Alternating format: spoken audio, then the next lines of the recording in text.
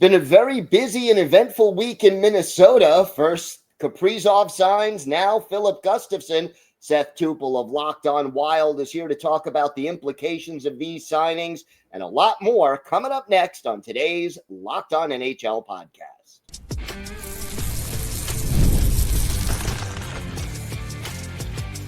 You're Locked On NHL, your daily podcast on the National Hockey League. Part of the Locked On Podcast Network, your team every day.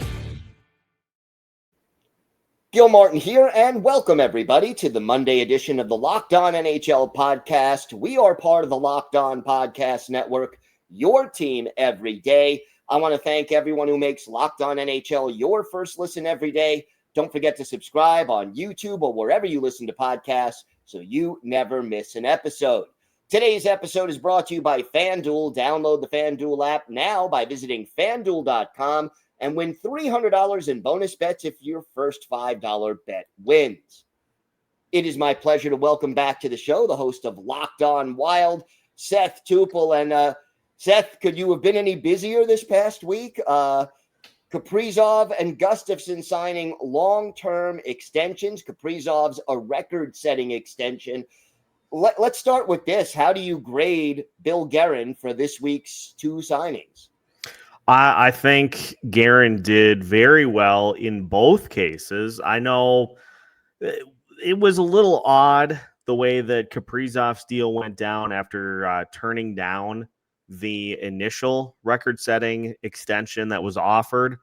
Although in an interview that Craig Leopold did with Michael Russo, he said it's not like Kaprizov turned it down. He just didn't say yes, which I find very odd. And you get a couple of weeks that go in between, all the national writers throughout the NHL suggesting trade possibilities, saying we haven't seen any indication that the Wild are going to trade him, but I kind of wonder if that changes. So just running the gambit on every possible scenario with this, and then all of a sudden, boom, Kevin Weeks drops in from the lower third of your screen and says Kaprizov is signed. The national nightmare is over, and $17 million per year is obviously a high price point, but this is going to be a deal that will age well, I think, as the cap goes up. I maintain that the Wild would have paid a far heavier price had they let Kaprizov walk or tried to put a trade package together for him. I think that would have set the franchise back considerably. So, yeah, you got to overpay a little bit to get a guy to stay, but Kaprizov wanted to be here. He's been adamant that he loves it here, and the Wild get it done. And now they can get to work on building around him. And I have to say, as far as the Gustavsson deal goes, just outstanding work by the Minnesota Wild. I talked about this over the weekend, Gil. Filip Gustavsson is tied for fourth in the NHL in save percentage over the last 3 seasons. The only two that are above him are Connor Hellebuyck and Linus Ullmark. Pretty good goalies. His goals against average in that same span is 7th in the league.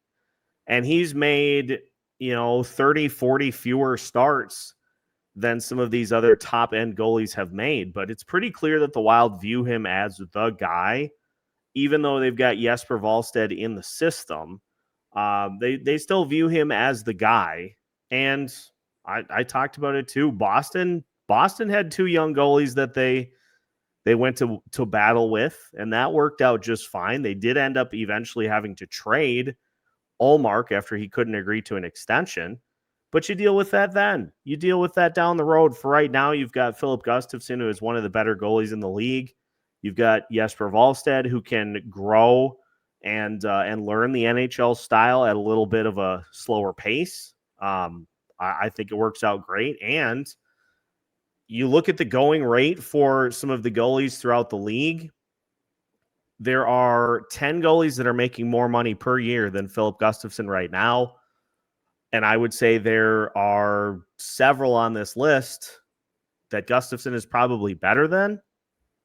So $6.8 million for a goalie of Gustavsson's caliber, I think, is a steal. And that's how you take the extension that Kaprizov got. That's how you start to kind of get some of that money back, is by little savings here and there. You save a mil plus on Gustavsson. You're saving a ton on Matt Boldy. You're saving some on Marco Rossi.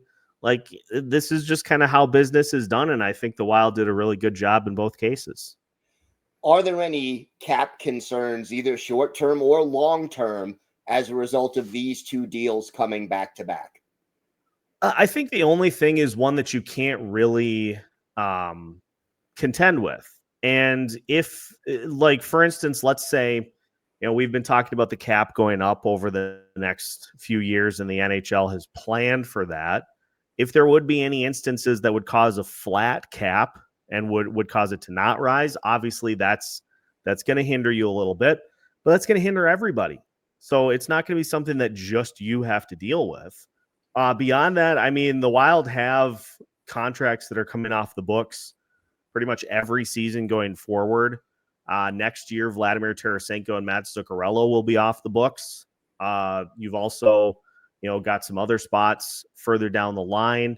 In 2 years, Jared Spurgeon will be an unrestricted free agent. So that will take $7.5 million off the books. Jonas Brodin a year after that.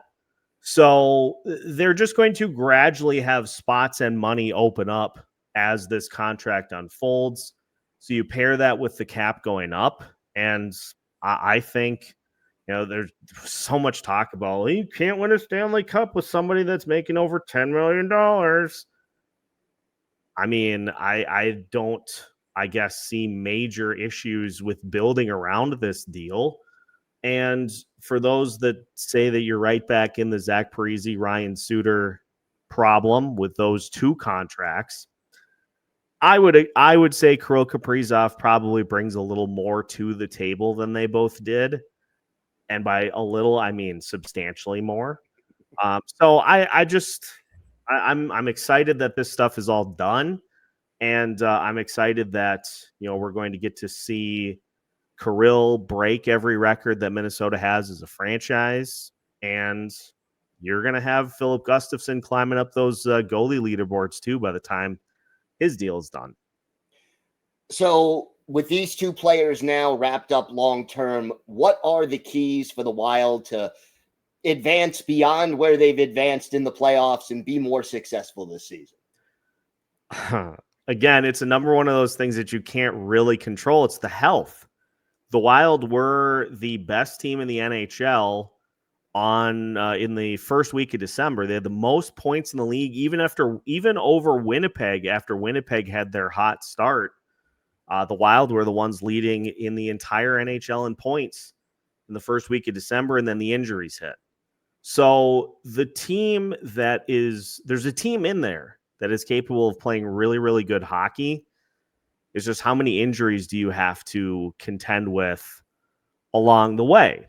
And who is going to be filling in those cases? If you lose Kirill Kaprizov for 41 games this year again, that's going to put you behind the eight ball a little bit. If he can play closer to 70 games, 75 games this year, the Wild are going to be much better. And they lost Joel Eriksson Ek. He only played 46 games last year. Several key players were in the 60s as far as games played are concerned. So if you can get players closer to 70 as far as games played go, you're going to have a much better year. And, as far as the division goes as well, there were the Avalanche dealt with a ton of injuries and have over the last few years. Winnipeg, very healthy. And that is, I think, a big reason that they were able to get off to the start that they did. Are they going to have that same injury luck this year? I guess we'll have to wait and see. But if the Wild can stay even slightly more healthy than they were last year, I think they stand a good chance to go much further this year. Well, I know you'll have that covered every step of the way. Seth, why don't you tell our viewers and our listeners where they could find the podcast and where they could find you on social media? You can follow the show on your favorite social media platforms and on your favorite podcast platforms by searching Locked On Wild. We've got you covered every step of the way with some surprise guests coming up this week to kick us off with Thursday's opener against the St. Louis Blues. And you can follow me on X as well at Seth, TOUPS, for, as I like to call it, mostly hockey with a pinch of nonsense. Sounds good, Seth. Thank you so much. Thanks, Gil. Today's episode is brought to you by Monarch Money. Most people can't name all their financial accounts or even what they're worth, whether it's 401ks, properties, or investments. And when you don't have the full picture, you can end up leaving money on the table. That's why there's Monarch Money. It's an all-in-one personal finance tool that brings your entire financial life together in one clean, easy-to-use interface on your laptop or your phone. Monarch is built for people with busy lives. If you've been putting off organizing your finances, Monarch is for you. Monarch does the heavy lifting for you. You can link all your accounts in minutes, see clear data visuals, get smart categorization of your spending, and finally feel in control of your money without ever touching a spreadsheet. I love how if you are sharing accounts with a significant other, Monarch helps both of you stay on the same page. So don't let financial opportunities slip through the cracks. Use code LOCKEDONNHL at monarchmoney.com in your browser for half off your first year. That's 50% off your first year at monarchmoney.com with code LOCKEDONNHL.